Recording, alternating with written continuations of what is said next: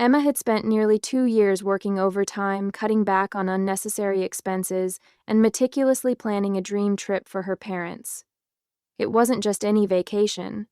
It was a once-in-a-lifetime cross-country road trip from New York to California. Every detail had been carefully thought out. Scenic routes through the Grand Canyon, a night in a luxury hotel in Las Vegas, and a sunset dinner in Napa Valley. She booked the flights, the hotels, even a hot air balloon ride over Arizona. All to give her parents the trip they had always dreamed of, but never prioritized for themselves. It was her way of giving back, of showing them how much she appreciated everything they had done for her. On the morning of their departure, Emma arrived at her parents' house at exactly 5:58 a.m. The crisp morning air smelled like fresh-cut grass, and the street was quiet.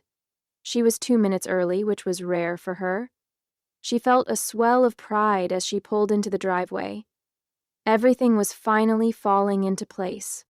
Then she saw him. Jake. Her younger brother stood on the front porch, casually rolling his suitcase down the steps as if this had been the plan all along. Emma frowned, gripping the steering wheel. What the hell was he doing here? Before she could process it, her mom stepped out, pulling her own suitcase behind her, a little too cheerful for 6 a.m. And then the words that changed everything. "Honey, we decided Jake should go instead of you." Emma blinked. "Instead of me?" Her mother smiled. "He's been so stressed, he really needs this trip." Emma felt her stomach drop. For a second, she thought she had misheard. "Wait, what?" she asked, forcing a laugh as if this was some kind of sick joke. Her mom sighed, like Emma was the one being difficult. "Sweetheart, Jake's been under so much stress at work lately, he needs a break, and this trip is the perfect opportunity for him to relax."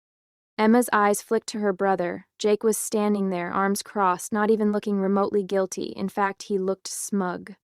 "You can't be serious," Emma said, her voice tight. "I've been planning this trip for 2 years. I paid for everything. I did this for you." Her mom waved a hand as if Emma had just pointed out something insignificant. "And we're so grateful, honey, but you're always so busy. You can take another trip later. This just works out better for everyone." Everyone? Everyone except me. Emma clenched her jaw, her grip tightening on the steering wheel. "And you didn't think to tell me this before today?" Her dad appeared in the doorway, running a hand through his graying hair. "Emma, let's not make this a big deal." A big deal? Was he serious? Jake finally spoke up, his tone dripping with fake gratitude. "Thanks for understanding, sis. I really appreciate it." Emma stared at them, feeling something inside her crack. This wasn't just about the trip. It was about years of being pushed aside, ignored, treated like an afterthought. Fine, if they wanted Jake to go so badly, they could have him, but they weren't going to enjoy this trip on her dime. She forced a tight smile. "All right. Let's get going, then." The drive to the airport was suffocatingly quiet. Emma gripped the steering wheel, staring straight ahead, her knuckles white. The only sounds in the car were the hum of the engine and Jake's occasional tapping on his phone. Then her dad cleared his throat. "Emma, I just want to say, we really appreciate you driving us." She let out a short laugh, cold and humorless. "Oh, sure. It's the least I can do, right?" Her mom shifted in her seat. "Sweetheart, we know this is a little unusual, but we thought you'd understand." Emma's jaw tightened. "Unusual? You replaced me on a trip I planned, I paid for, and you told me the morning of? That's not unusual, Mom. That's downright messed up." Jake, completely oblivious, leaned forward from the back seat. "Hey, you're not mad, right? I mean, this is actually really generous of you. I could never afford this trip on my own." Emma's grip on the wheel tightened. She forced a smile, one that didn't reach her eyes. "Of course, Jake. Enjoy the trip." By the time they pulled up to the airport drop-off zone, Emma's patience was hanging by a thread.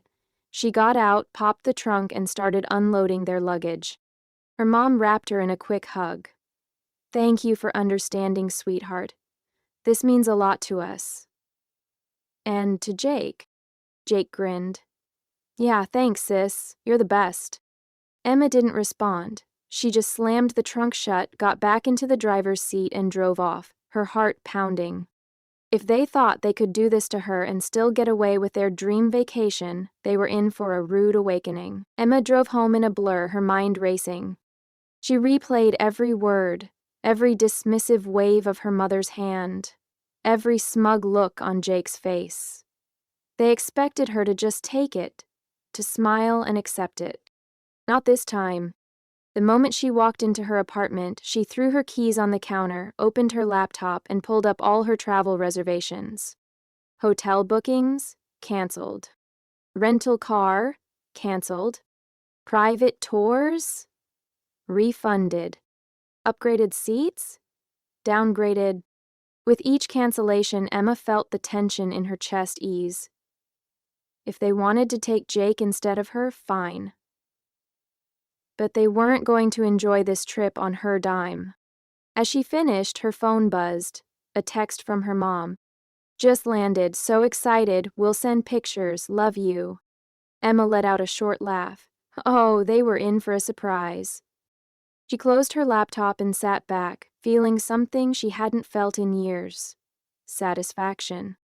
For so long, she had been the one who made sacrifices, who put everyone else first. Not anymore. She knew it wouldn't take long before the calls started rolling in. The realization would hit soon enough, when they tried to check into a luxury hotel that no longer had a room for them. Emma exhaled, picked up her phone, and turned it off. Tonight, she'd sleep better than she had in years. Emma was halfway through her morning coffee when her phone started buzzing relentlessly. She smirked. Right on schedule. The first call was from her mom. She let it go to voicemail. Then Jake. Straight to voicemail. Then her dad. By the time the fourth call came in, she sighed, took another sip of coffee, and finally picked up. Emma, what the hell did you do? Her mom's voice was shrill, filled with frustration. Emma leaned back on her couch. Good morning, Mom. How's the trip? The hotel says the reservation doesn't exist, her mom snapped, and none of the tours are booked. Fix this right now. Emma smiled to herself. Oh yeah, I canceled everything. Silence, then a stunned, what? You heard me, Emma said, casually swirling her coffee. Since I wasn't invited on the trip I planned and paid for, I figured there was no reason for my money to be part of it either. You are being ridiculous, her mom hissed. We are stranded, Emma. This isn't funny. Emma let out a dry laugh. Oh, I think it's hilarious. In the background, she could hear Jake complaining. Mom, just tell her to fix it. Emma rolled her eyes. Figure it out, Jake. Maybe you can book yourself a new hotel, if you can afford it. Before her mom could argue, Emma hung up. She turned her phone on silent, stretched her legs out on the couch, and took another slow sip of her coffee. Let them deal with it. For the rest of the day, Emma's phone would not stop buzzing. Calls, texts, voicemails, her mom, her dad, and especially Jake, who had sent at least 6 angry texts in a row. You're acting like a child, just fix it already. This is so petty even for you. We're literally stranded, you need to call the hotel now. Emma just rolled her eyes and ignored them all. By late afternoon, her phone rang again. This time, it was her dad. She debated letting it go to voicemail, but curiosity got the better of her. She answered, Dad. His voice was calmer than her mom's, but no less frustrated. Emma, listen. Your mother is upset, Jake is furious, and, honestly, this is a mess. Don't you think you're overreacting? Emma exhaled sharply. There it was, the same expectation she had dealt with her whole life, her family messing up and her being the one expected to be the bigger person and fix everything. No, Dad, she said firmly. I don't think I am. A long pause. This is punishing the whole family over one decision, he tried again. Is that fair? Emma's grip on her phone tightened. Fair? She let out a small, bitter laugh. Was it fair when you all decided I wasn't important enough to be part of the trip I planned? Was it fair when you replaced me with Jake like I didn't matter? Her dad hesitated. For the first time, he didn't have a response. Figure it out, Dad, Emma said simply. I'm done being the afterthought.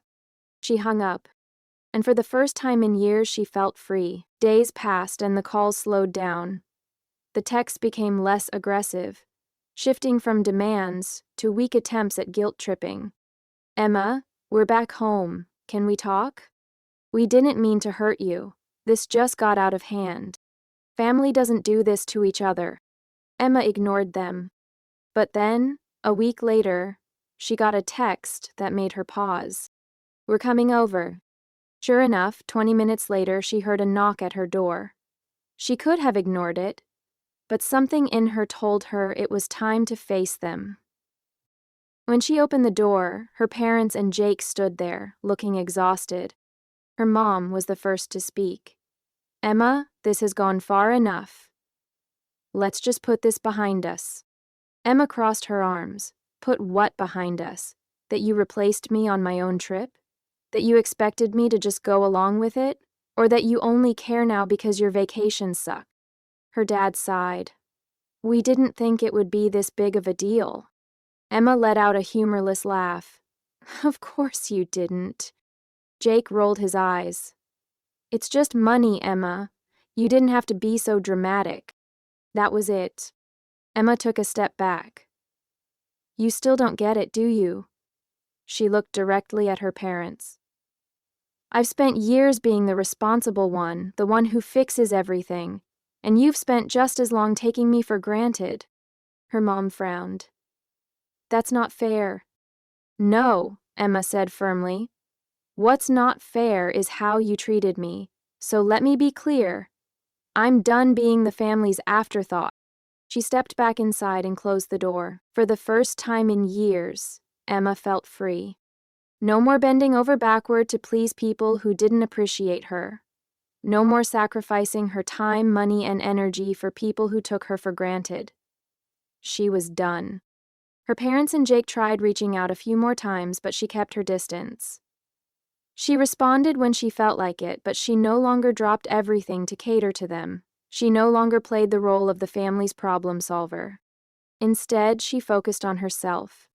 She started doing things she had always put off, taking weekend trips, redecorating her apartment, signing up for a photography class she had wanted to take for years. She even started planning her own solo trip, this time for herself and no one else. A month later, she booked a flight to Italy. The moment she stepped off the plane in Rome, she knew she had made the right decision. No itinerary dictated by anyone but her, no compromises, just freedom. She explored at her own pace, ate at charming little cafes, and spent entire afternoons wandering through cobblestone streets, taking in every moment. One evening, as she sat by the Arno River in Florence, watching the sunset, she pulled out her journal. For so long, she had written goals with her family in mind. Ways to make them happy, ways to earn their approval. Now, she started a new list. This time, every goal was just for her. And for the first time in a long time, she felt whole. Lessons learned from the story. 1. Know your worth. Emma spent years putting her family first, only to realize they didn't value her efforts. The moment she took a stand, she reclaimed her self-respect. 2. Boundaries are necessary. Just because someone is family doesn't mean they're entitled to take advantage of you. Setting firm boundaries isn't selfish, it's self-care. 3. Respect should be mutual. Emma's family expected her to be the bigger person, yet they never considered how their actions affected her. True relationships require mutual effort and respect. 4.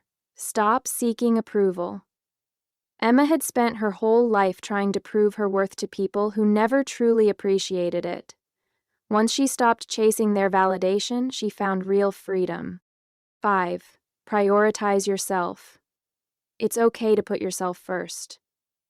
Emma learned that sacrificing for others doesn't mean they'll appreciate it, and sometimes the best thing you can do is walk away. 6. Revenge isn't always about hurting others. It's about taking back control. Emma didn't lash out or seek revenge out of spite. She simply took back what was hers and let her family deal with the consequences of their choices. 7. Solo happiness is just as fulfilling. Emma's final lesson was that she didn't need anyone's approval to enjoy life. By embracing solo travel and her own ambitions, she finally felt whole.